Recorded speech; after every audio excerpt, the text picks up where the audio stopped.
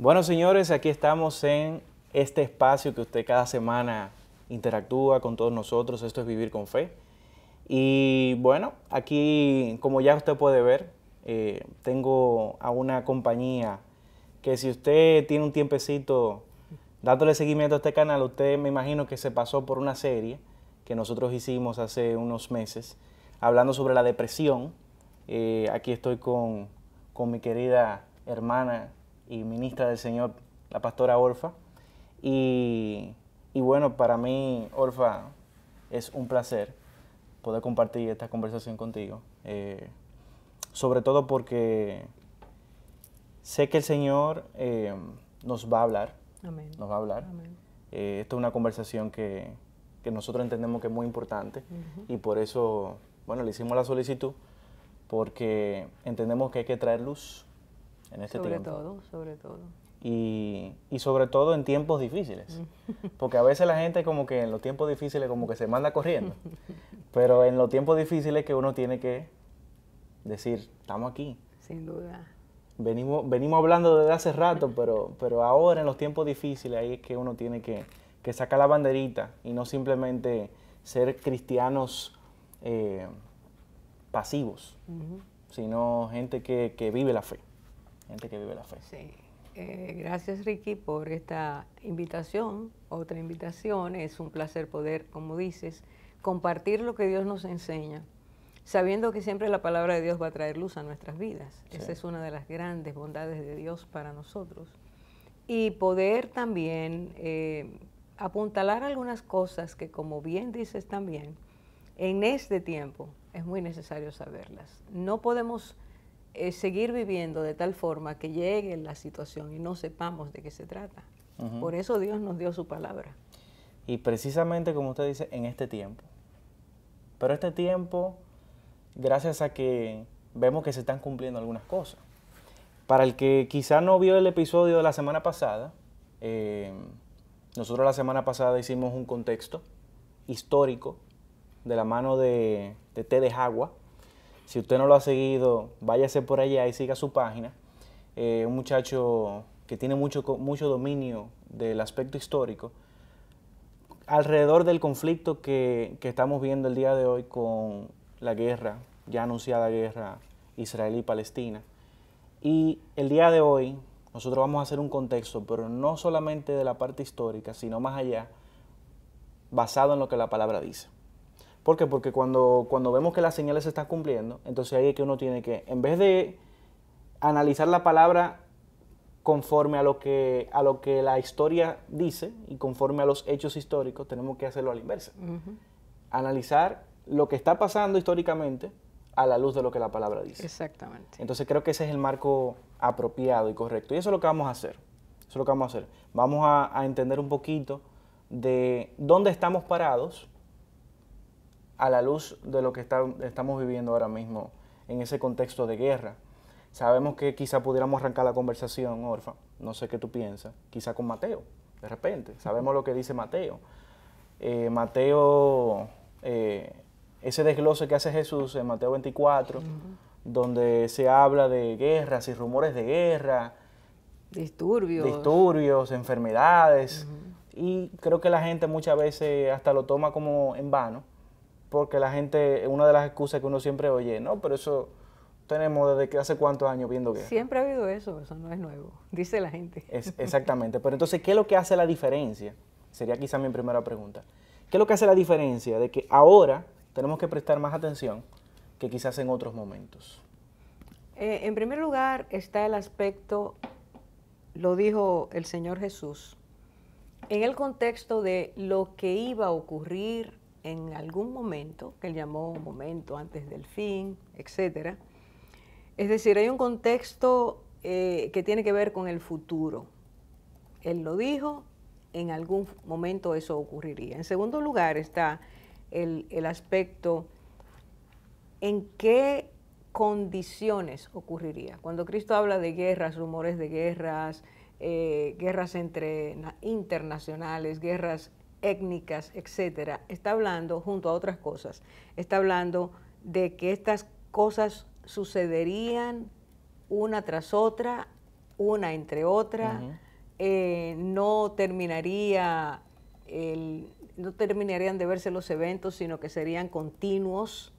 Es decir, estamos hablando no de cosas esporádicas, sino de cosas secuenciadas que aumentan en su intensidad y aumentan en su proporción. No son cosas que tú puedes pasar de largo. Es guerra aquí, guerra allá, guerra aquí, en muchos lugares de la Tierra al mismo tiempo. Y tú sabes, una sola, ahora mismo, guerras fuertes, digamos fuertes, la guerra en Ucrania y ahora esta guerra entre Israel y los palestinos, y el mundo entero está nervioso. Pero vemos también convulsiones en Asia. Sin duda, que no duda. solamente estas dos, o sea... No, yo te digo las últimas, claro, no las únicas. Claro. Las últimas, estas, las únicas no hay. Hay muchos países en guerra. ¿Qué es lo que Cristo dijo? Van a aumentar su frecuencia y van a aumentar su intensidad. Y tú sabes que ahora pensando, me viene a la mente, no sé qué usted piensa de eso. Cuando habla de guerra, a veces uno quizá pudiera pensar como que una guerra formal, como salió el primer ministro Netanyahu, estamos en guerra. Pero lo que hemos visto en los últimos 3 años, en Estados Unidos, en Colombia, creo que en Chile también hubo manifestaciones fuertísimas, donde la gente salió a la calle a quemar, a hacer desastre. Quizá eso pudiéramos decir que son disturbios importantes. Lo son, porque todo lo que altere lo que es aparentemente estable siempre tiene unos efectos a nivel local y a nivel internacional. De alguna forma, lo que ocurre en un punto del mundo nos afecta a todos. Claro. Entonces, cuando ocurren estas cosas, pues hay que prestar atención. No dejar que simplemente pasen. Claro. Hay que detenerse. Y que hace la comparación como en los tiempos de Noé, como en los tiempos de Lot también. Y naturalmente cuando uno comienza a analizar, bueno, evidentemente los tiempos de Lot, los tiempos de Noé tienen características muy específicas. Sin duda. Es que hay un listado, para decirlo así, del Señor a nosotros. Él estaba respondiendo a sus discípulos, pero lo que el Señor hace es traer esas secuencias para decirnos lo que va a ocurrir, puesto que el corazón del hombre no quiere cambiar. Se repetirán comportamientos, conductas y comportamientos. Se van a repetir situaciones que el hombre produce. Sí. No será solo algo ocasional, sino que verdaderamente va a tener impacto. Y cuando hablamos, a mí me gusta mucho recalcarlo, el Señor no solo habló de guerras y rumores de guerra, habló también de disturbios. El mundo tiene, digamos, un incremento notable desde el 2010 hacia acá de disturbios en el mundo entero, en cualquier país.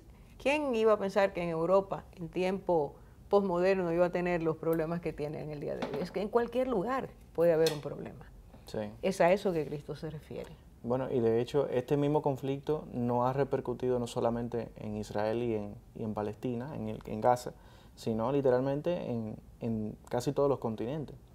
Porque hemos visto en las últimas semanas, luego del conflicto, las multitudes que se han conglomerado y las manifestaciones, y de qué tipo de manifestaciones estamos hablando. O sea que definitivamente hay disturbios por todos los lados. O sea que pudiéramos decir que como resumen es el aumento en la intensidad y el aumento en su frecuencia. Exacto, el alcance que tiene, el impacto que tiene. Son ondas expansivas, eso nadie lo puede negar. Sí, porque antes, por ejemplo, sin irse muy lejos en la historia, una Segunda Guerra Mundial, la gente se venía a enterar, por ejemplo, nosotros aquí en República Dominicana. ¿Cuándo la gente se enteraría? Tomaba su tiempo, evidentemente. Tomaba un tiempo importante. Claro, ahora porque no. Las vías de comunicación eran muy diferentes. Claro. Siempre llegaba la noticia, siempre, porque aunque fuera entre el caballo y el carruaje y el subir a un bote, siempre llegaba. El asunto es cuando la gente se enteraba, estaba a mucha distancia del origen y ya eso había incrementado o había terminado. Claro. Ahora no. Claro. Pero vamos quizá a aterrizar un poco más en el aspecto bíblico.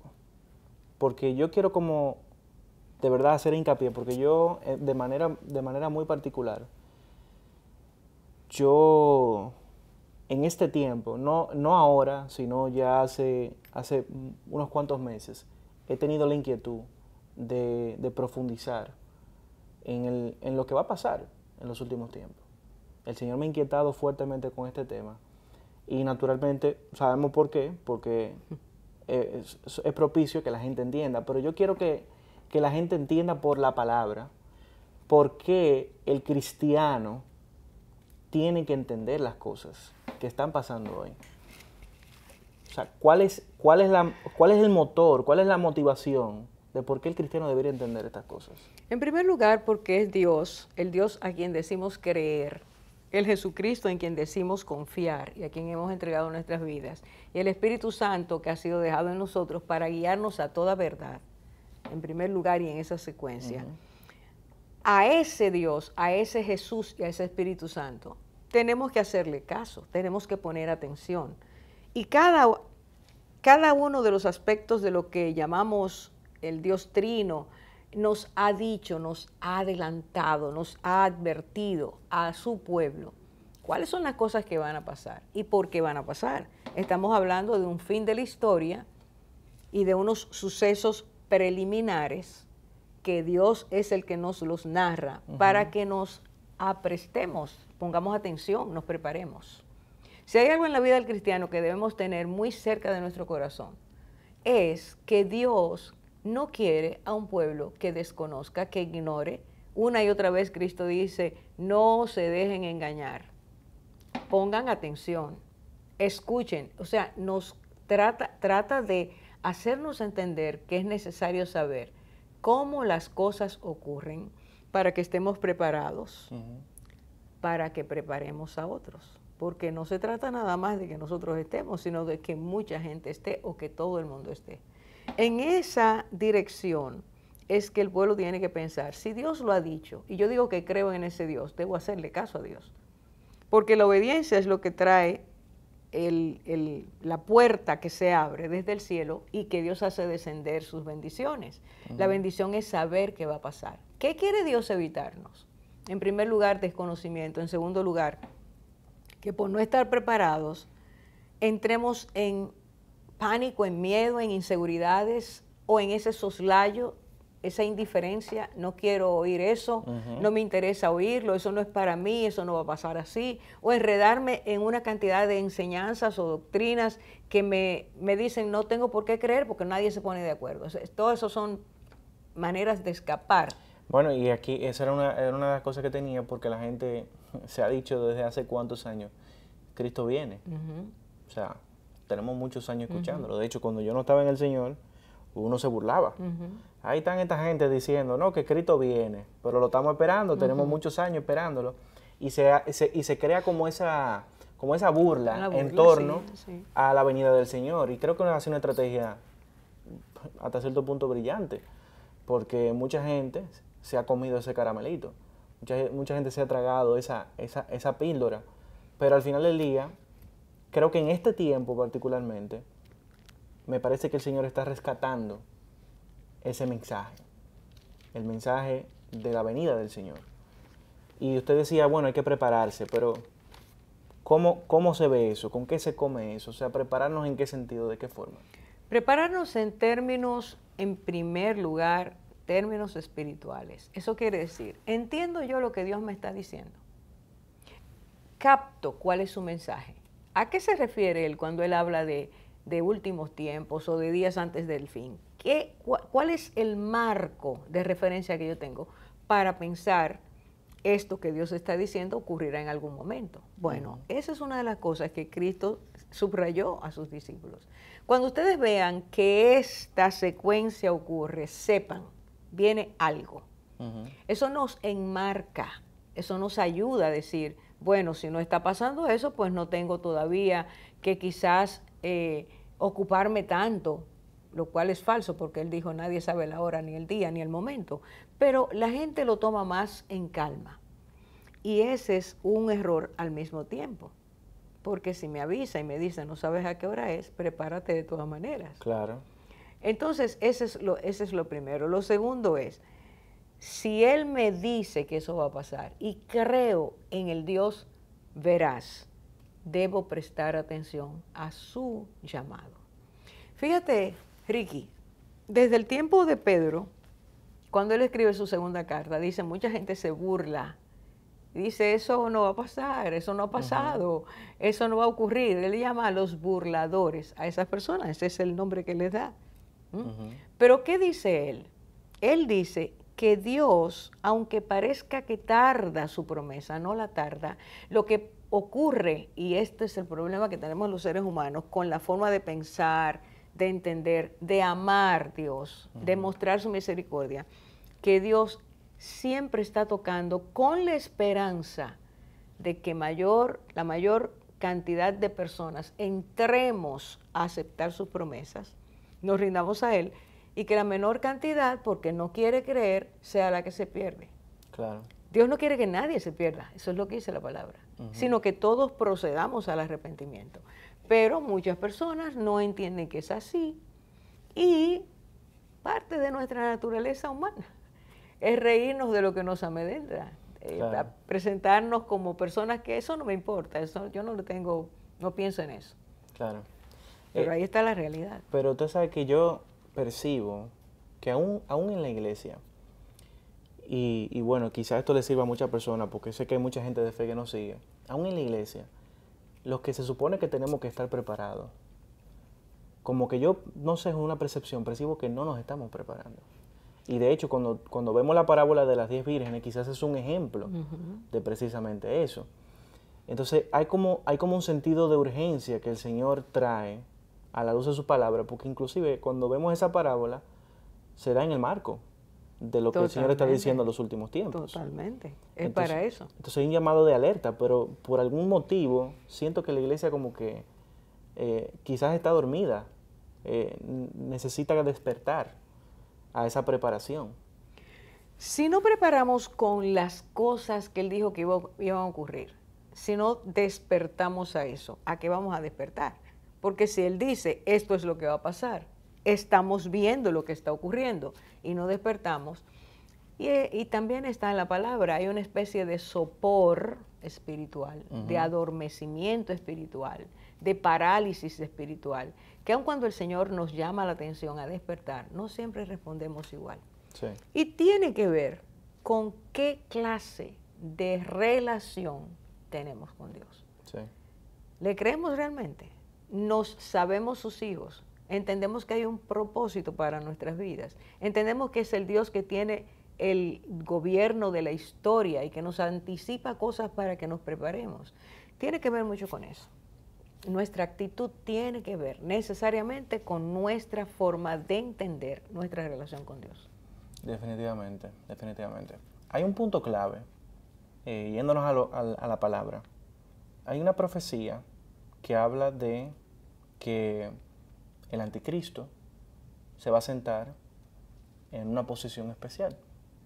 Y la Biblia le llama la abominación desoladora. Sin entrar mucho porque sabemos que hay diferentes posturas y no queremos que se arme un debate en torno a esta conversación, sin entrar mucho en diferentes posturas, creo que sí hay mucho terreno en común. Y parte de ese terreno en común, creo que ese es uno de los puntos importantes. El momento en el que el anticristo se sienta y se da esa abominación desoladora. Mi pregunta sería, ¿cuál es la función de la iglesia? Porque si dice que se va a sentar en un templo y todavía no hay templo, entonces evidentemente hay algo que tiene que pasar antes de que eso suceda. Entonces ya por lo menos por ahí, aunque como bien usted decía, es así, o sea, el día y la hora solamente el Señor lo sabe, hay un discernimiento que el Señor le da a sus hijos, a su pueblo, para que pueda ir entendiendo las señales. Y creo que eso es parte de nuestro rol, entender a profundidad los tiempos. ¿Cuál es el rol de la iglesia de cara a ese conocimiento de entender las señales? Ricky, yo soy una persona convencida por la palabra de Dios de que el Señor nos dice claramente secuencias necesarias que debemos reconocer a fin de podernos preparar y a fin de poder realizar lo que la iglesia está llamada a hacer. Tú hablas ahora mismo el anticristo, el último gobernante mundial se va a sentar en el templo. La palabra da claves muy, muy precisas de cómo esto va a ocurrir, pero dice, y este es el punto importante para mí, dice, el Señor no va a venir sin que antes ocurra la apostasía y se revele el hombre de pecado. Vamos a verlo linealmente. Aquí es la venida del Señor, ¿verdad? A buscar su pueblo. No es la llegada visible del rey que viene a gobernar y poner al mundo en orden. Eso no es. Es viene a buscar a su pueblo. Ahora, ¿qué ocurre? Antes de que eso suceda, dice, no vendrá sin que antes, y sin que antes quiere decir, esto es irrevocable. ¿Qué es lo que antes tiene que pasar? Que se manifieste la apostasía dentro de la iglesia. Entonces ahí vamos hacia un caminito que es el que nos va a dar pautas específicas. Primero, el peligro en que está la iglesia ahora mismo. Hemos hablado, muchos de nosotros como Iglesia de Cristo en el mundo entero estamos dormidos, estamos etcétera, pero dice que dentro de la iglesia va a haber apostasía. ¿Y qué es apostasía?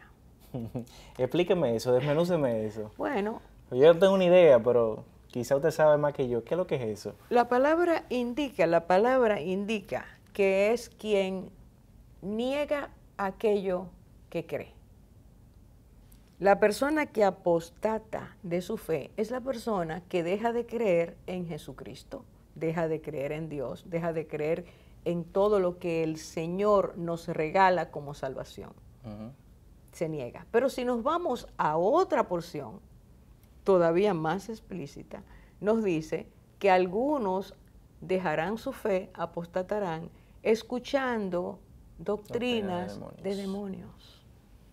Entonces, tenemos que entender que hay un plan del enemigo de nuestras vidas, del enemigo de los redimidos del Señor Jesús, que va en contra de que lleguemos a tener, a ver, a vivir la plenitud de lo que es nuestra salvación, tal y como lo dice la palabra, en el reino del Padre.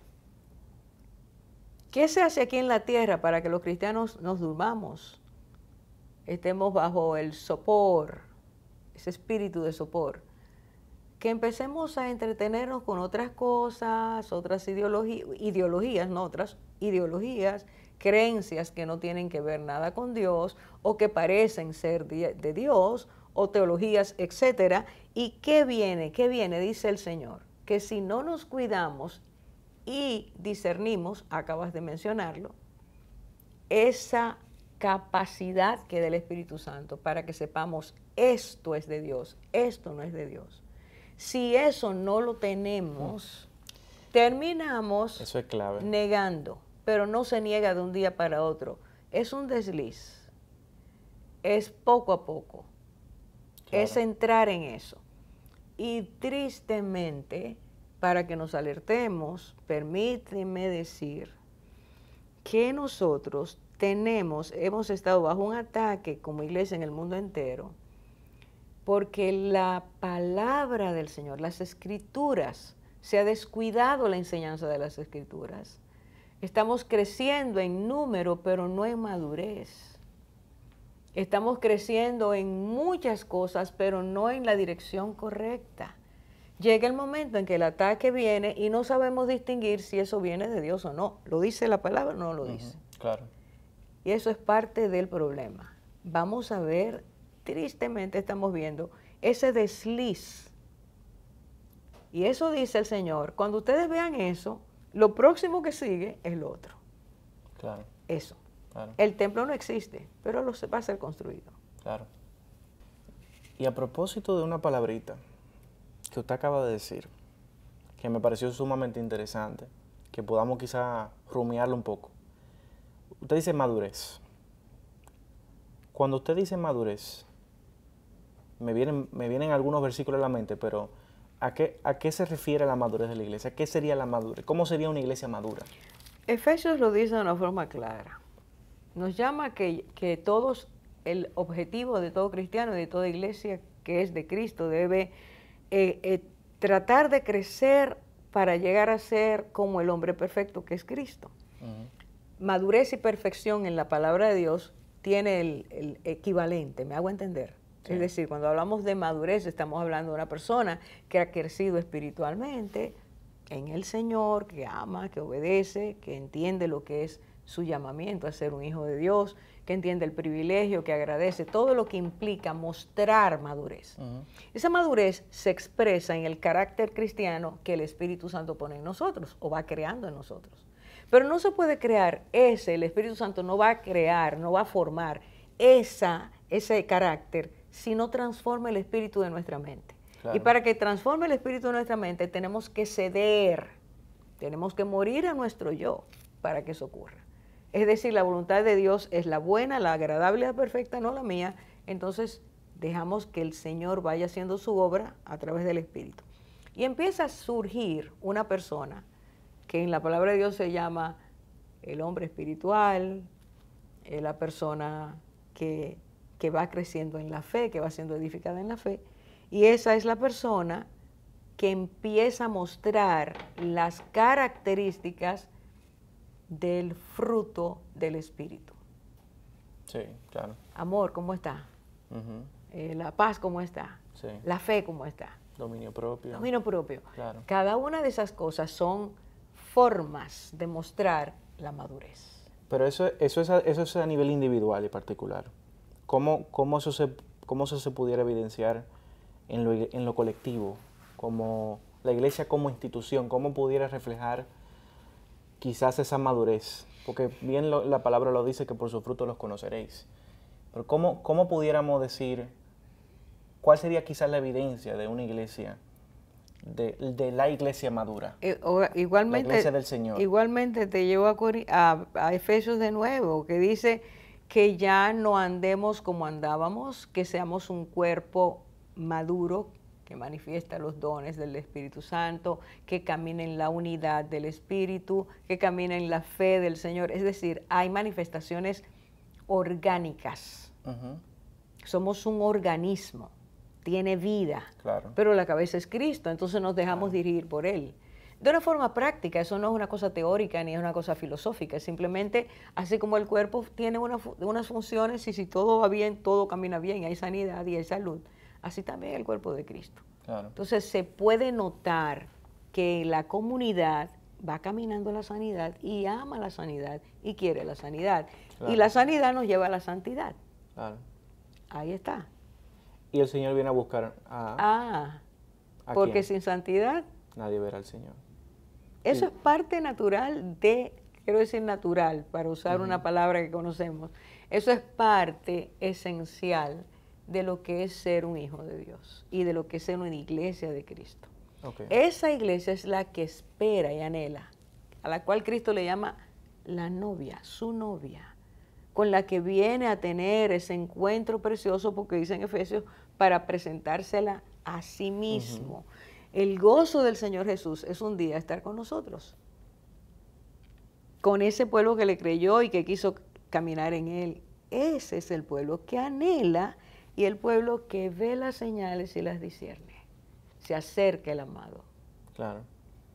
Se siente la presencia de su llegada. Eso es lo que dice la palabra. Y hay un anhelo importante que la palabra como que te lo deja entredicho, porque dice que el espíritu y la novia dicen ven. Los dos. Sí, hay una unidad. Sin duda. Entre el espíritu y el anhelo del corazón de la novia. Y creo que es ahí donde el Señor está trabajando en este tiempo con su iglesia. En el corazón de su iglesia, para que su iglesia anhele su venida y anhele ese cara a cara que Él quiere con nosotros. Porque al final del día amamos porque Él nos amó primero. Anhelamos eso porque eso es algo que está en su corazón. Él anhela pasar tiempo con nosotros. Y eso me lleva quizá a que hablemos un poquito de lo práctico. Vemos esta situación, explota esta situación de guerra. ¿Cuál debe de ser la actitud de la iglesia de cara a todo esto que hemos hablado, pusimos una buena zapata, un buen contexto. ¿Cuál debe de ser la actitud de la iglesia de cara a este conflicto? El primer elemento, son varios elementos, Ricky. La iglesia es un organismo vivo. Por lo tanto, sabiendo que su dirección viene del Espíritu Santo, quien fue colocado en nosotros para que nos guíe a toda verdad. Y el Espíritu Santo dijo el Señor, tomará de lo mío y os lo hará saber. Está hablando de, ustedes van a tener este conocimiento, van a seguir teniendo conocimiento. La vida cristiana es realmente viva. Claro, es dinámica. Y totalmente. No es aburrida. No, para nada. Para él dijo vida en abundancia. Eso de aburrirse siendo cristiano, ahí hay un problema. Hay un fallo. Hay un problema serio. Sí. ¿Qué es lo que ocurre realmente? Que la iglesia debe entender, según lo que Cristo dice, que debe prepararse a ser entendida. Entender ella que debe ser entendida en los tiempos. No se vale ser un cristiano que no entienda. Y si no entiende, hay que buscar la forma de entender. Claro. Para que nada te tome, como el Señor dijo, que te sorprenda mi venida, que te sorprenda que yo ya pasé por ahí y ni te enteraste. Es lo primero. En segundo lugar, esa actitud mantiene... ¿Qué fue lo que le pasó a los judíos? Porque dijo Jesús que no conocieran el tiempo de su visitación. Ahí está. Y a mucha de su iglesia, esa iglesia gentil, lamentablemente le va a pasar lo mismo. Le está pasando, tristemente. Es muy triste, realmente. No conocerán el tiempo de su venida. Así es. No se está conociendo. Las señales previas a lo que él dijo, cuando vean todo esto, sepan que yo estoy a la puerta. Sí. Y estar a la puerta estoy casi tocando, ¿verdad? O sea, cuando estoy a la puerta no es a 5 esquinas que tú estás claro. Casi ahí. Yo creo que él está tocando el intercom. Bueno, mi hermano, mire mi hermano, la cosa está seria. Sí. En segundo lugar es preguntarnos, ¿estoy preparándome como debo para recibir a ese novio? ¿Qué dijo? Que las 5 doncellas sabias tenían aceite y aceite extra. Las otras no. Es decir, hay una preparación. No es solo esto. Ahora estoy lleno, pero tengo que seguir lleno. Tengo que seguir buscando, tengo que seguir anhelando. En tercer lugar, hay una necesidad imperiosa de que empecemos a clamar a Dios para que otros sean ablandados sus corazones y vengan al conocimiento pleno de la verdad. Tiene que dolernos que el otro se pierda. Claro. Si realmente entendemos lo que es estar separado de Dios, tenemos que sentir dolor por los otros que todavía no conocen al Señor. Claro. Esa intercesión permanente delante de su trono, Señor, toca corazones, ablanda corazones, enséñales, porque nadie puede convertir a nadie. Es una respuesta al llamado del Espíritu Santo. Pero el corazón, Dios nos pide orar para que ese corazón sea capaz de responder adecuadamente. Claro. Tú sabes que me viene a la mente algo que creo que hasta cierto punto para mí habla un poco del corazón del pueblo, en sentido general. No lo digo por nadie en particular, pero es algo que se escucha con mucha frecuencia, precisamente porque el pueblo sabe que el Señor lo va a proteger y que el Señor los va a cubrir y que lo va a librar de muchas cosas.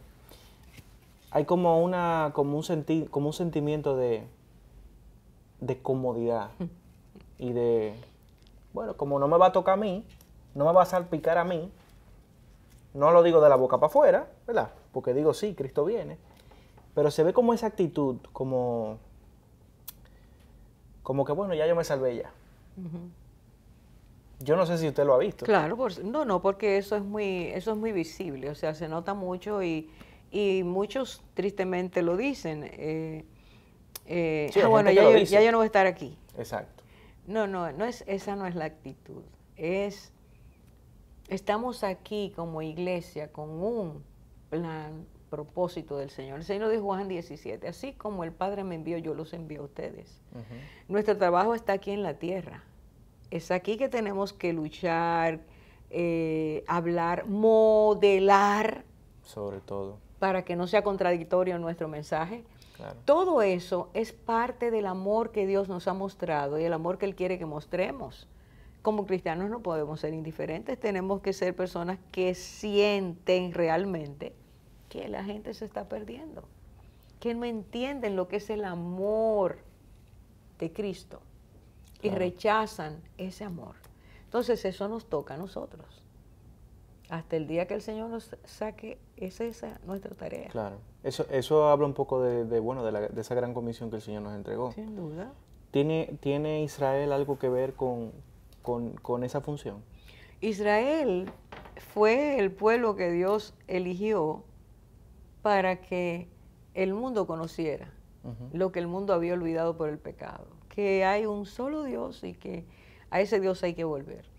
Israel no hizo lo que Dios le pidió y una y otra vez tenían temporadas donde hacían caso y temporadas donde no, más temporadas de no hacer caso que de hacer caso. Nos pasa, solo somos seres vivientes, humanos, pecadores, pero el Señor quiso, dice la palabra, que toda criatura hecha por Él, todos los que Él ha creado, llegáramos a conocerlo, por lo menos tuviéramos en contacto con ese conocimiento. Y por eso, al Israel no creer, mira, Ricky, para mí es muy significativo. Esa pregunta de Isaías 53, versículo 1, para mí es impactante, porque dice el Señor, antes de empezar a decir cuáles serían los sufrimientos del siervo, del Hijo que Él iba a enviar, dice, ¿quién ha creído a nuestro anuncio? ¿Sobre quién se ha manifestado la mano de Jehová? Cuando dice, ¿quién ha creído a nuestro anuncio? Es, ¿quién realmente va a creer? Israel no ha creído, todavía sigue incrédulo. Algunos, gracias a Dios, muchos creen, pero otros no. Entonces, no pudo llevar a cabo su obra. La iglesia surge. A nosotros se nos entrega ese llamamiento. Claro. Para ellos, para nosotros. De hecho, ahí es que, como dice la palabra, fuimos injertados.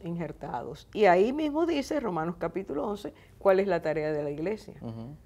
Claro. No somos superiores, simplemente ha sido un milagro porque Dios todos hemos sido incrédulos, pero el que crea va a ser salvo. Claro. Israel va a tener un trabajo que hacer. Claro. Y si mal no recuerdo, en ese capítulo habla de que, bueno, como por cuanto ellos desecharon, nosotros fuimos injertados, pero al mismo tiempo también se cumple a la inversa, de que nosotros, hasta cierto punto, creo que uno de los profetas habla de que provocaremos a celo a ese pueblo, y naturalmente eso es la obra del Espíritu Santo, que va quitando los velos y va allanando el camino. Claro que sí, y lo que insiste es el Espíritu Santo en que nosotros entendamos que no es que somos mejores, es que Dios ha querido a todos. En el sacrificio de Cristo, en la cruz, el Señor derrumbó, dice, la pared que dividía ambos pueblos. Claro, un solo pueblo. Hay el pueblo de Dios, los redimidos en el Señor. Ahora, aquel que no conoce, dice la palabra claramente, que en algún momento el velo les será quitado y ellos conocerán.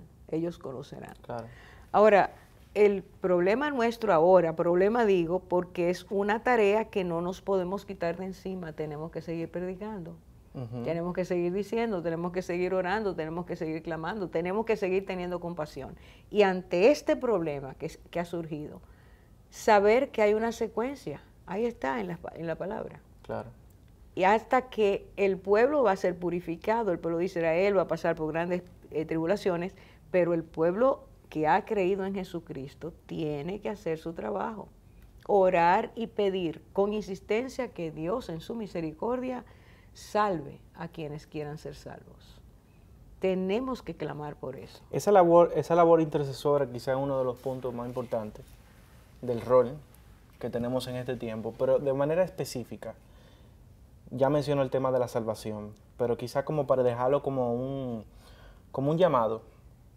¿En qué otras áreas debiéramos motivar a que la gente interceda, a que la gente ore? Por ejemplo, tenemos este tema, hay muchos palestinos que son inocentes, que están ahí sufriendo. Así mismo como también hay muchos israelíes que no necesariamente son parte de lo que está sucediendo, pero siguen estando ahí en medio del conflicto. Como también, porque todos somos pecadores al final del día. Hay inocentes de por medio, hay niños de por medio. ¿Cómo el pueblo debe de orar en medio de este conflicto? en medio de este conflicto, digamos, partiendo del conflicto. Perdóneme. Lo que pasa es que hay mucha gente que dice, no, pero yo no voy a orar porque si eso está en la Biblia, eso está profetizado. Entonces nos quitamos nuestra responsabilidad y nuestro rol, nos acomodamos y dejamos la intercesión a un lado.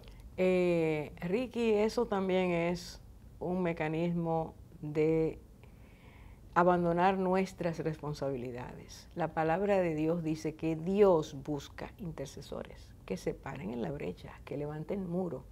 Aunque sepan que el castigo está ahí, Dios está esperando que se levante su pueblo y pida a Dios que mitigue, que disminuya el castigo.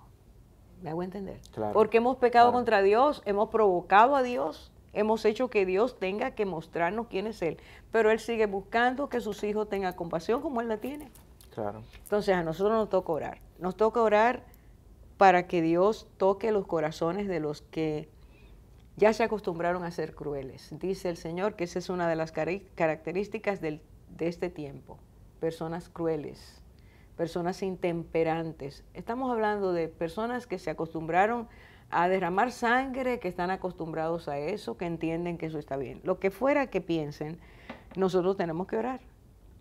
El Señor nos llama a eso, para que Dios toque esos corazones. Él hace milagros. Claro. En segundo lugar, tenemos que orar para que Dios traiga a Israel discernimiento. No hemos hablado de eso, pero el problema básico se llama haber desoído a Dios. Israel no tuviera que estar pasando nada de estas cosas si le hubiera hecho caso a Dios. Pero el Israel que una y otra vez se ha debilitado y se ha apartado de Dios, ha tenido que sufrir grandes problemas. Hay que orar para que ellos entiendan. Claro. Conozcan, todavía no conocen al Mesías, que conozcan al Mesías. Claro. Entonces hay una cantidad, en términos de lo que eso significa, palestinos, pueblo musulmán, todo, necesitan al Señor, a conocer al verdadero, y el mundo entero también. Claro. Nosotros estamos llamados a interceder por cada necesidad, Claro. no solo las nuestras. Claro. Si pudiéramos así resumir entonces, el pueblo de Dios, usted que no está escuchando, si de repente pasó por aquí y simplemente está escuchando y usted no conoce al Señor todavía o no ha tenido un encuentro o simplemente lo ha escuchado y le ha interesado esta conversación, yo creo que es una oportunidad de que primero que todo entienda que hay un Dios que ama a sus hijos y que tiene cuidado, porque la realidad es que, como bien usted dice, Dios no quiere que esas cosas pasen y que Israel esté pasando por esa cosa, pero naturalmente nosotros tenemos que vivir las consecuencias de nuestras decisiones. Por lo tanto, quizá una de las exhortaciones sería, vamos a acercarnos al Señor, vamos a buscar la voz del Espíritu, como decíamos ahorita, el Espíritu y la novia dicen ven. O sea, es el Señor quien anhela que nuestro corazón desee su regreso. Pero ¿por qué Él quiere que deseemos su regreso? Preguntaría yo. O sea, ¿por qué Él quiere? Naturalmente porque Él quiere restaurar todas las cosas. O sea, lo que Él creó desde un principio, que lo hizo perfecto, dice que era bueno en gran manera, Él quiere volver a restaurar todo eso.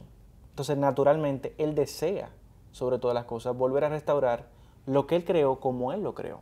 Y nosotros tenemos el privilegio y la oportunidad de ser parte de todo eso. Número uno. Número dos, si ya soy parte de la iglesia, me considero parte de la iglesia, bueno, pues entonces hay un llamado a diferentes puntos. Primero, que tengo que prepararme. Segundo, que tengo que hacerme amigo y aliado del Espíritu en clamor, en oración, en intercesión. Y tercero, como dice la palabra, no recuerdo en qué pasaje, que pidiéramos espíritu de revelación. Creo que Pablo lo dice, en el conocimiento de Cristo.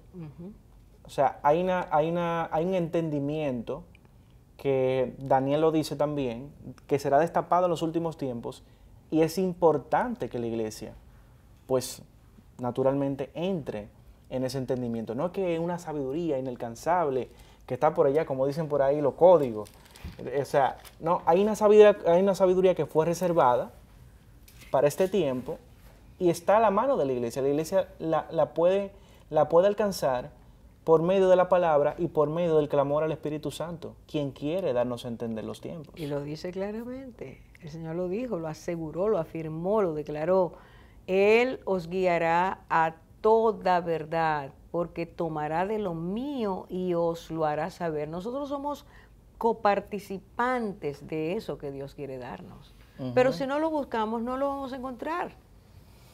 Claro. Si hay apatía, ¿cómo puedo recibir de Dios si soy apático a lo que Él me dice, o lo que Él quiere enseñarme, o desconfío en lo que Él va a hacer? Claro. Si la iglesia tiene que prepararse, caminar hacia eso, anhelar, Señor, déjame entender lo que está pasando y ayúdame a ser un instrumento tuyo en tus manos para poder ayudar a otros. Claro.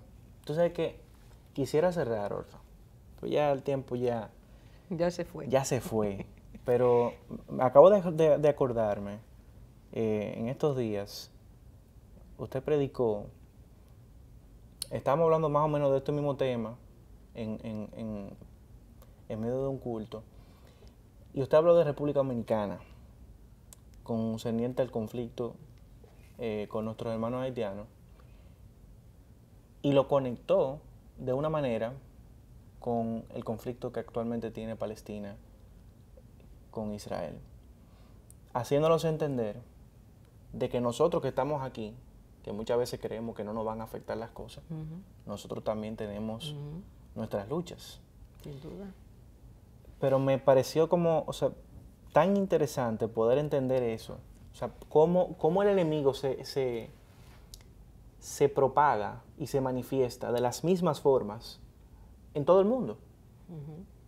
Y está muy conectado con lo que está profetizado que se va a vivir en los últimos tiempos, porque habla de que toda la humanidad será conmovida. Entonces, de repente, el entender esto y orar por todo esto, también es una estrategia de guerra que nos ayuda a nosotros localmente, que no estamos en Medio Oriente. Sin duda. Tenemos que aprender.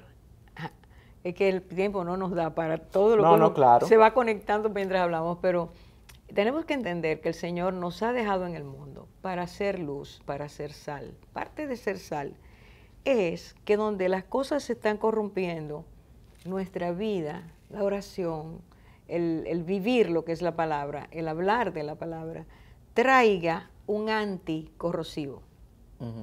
Nosotros tenemos problemas reales como república, ¿verdad? Por muchas situaciones. Pero Dios, y ese domingo estaba diciendo, Dios demarcó cada país, permitió que cada país tuviera sus bondades, sus aptitudes, sus capacidades, y también como país compuesto de seres humanos pecadores también tenga sus dificultades. Nosotros tenemos las nuestras, Haití tiene las de ellos. Pero hay elementos espirituales que no podemos deslindar. Hay elementos espirituales que lo dice la palabra, puede llevar, y leí Isaías capítulo 8, puede llevar a una nación al descalabro total por la fe que tiene en lo que no es Dios.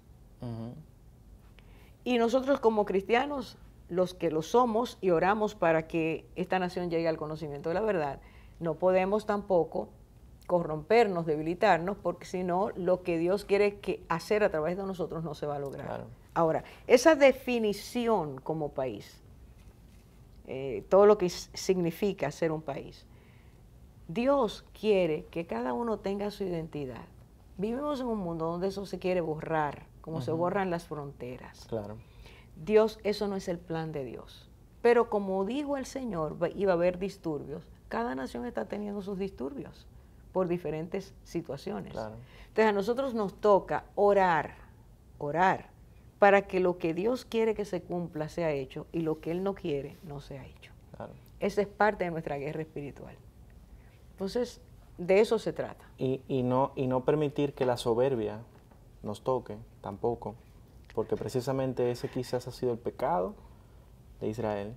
Y nosotros, como entendemos que tenemos a Cristo, tenemos al Señor, no podemos mirar a nuestros hermanos desde esa perspectiva, porque entonces caemos en la misma situación. No, es que no, en el cristiano la altivez no puede ser parte de él, ni la soberbia ni el orgullo no debe ser, claro. No debe ser, no debería ser. Claro. Pero a veces caemos en esos pecados. Sí.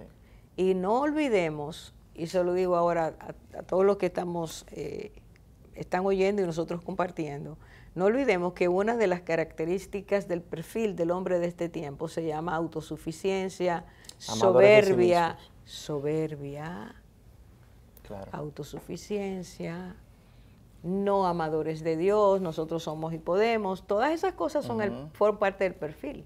Claro. Entonces, como cristianos no podemos caer en eso. Para nada. Bueno, Orfa, se acabó esto. Bueno, se acabó lo que se daba, como dicen por ahí.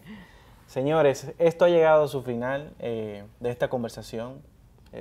Si el Señor lo permite, quizá tendremos otras conversaciones con esta amada. Sí, este tema es muy importante en este tiempo, de verdad, muy importante. Sí, nosotros estamos comprometidos desde Vivir con Fe, sé que Iván y Farah también, en exponer las cosas que el Señor nos va poniendo en el corazón y que la gente hasta cierto punto se contagie de lo bueno y que nosotros podamos poner ese granito de arena. Señores, nos vemos en otro episodio de Vivir con Fe.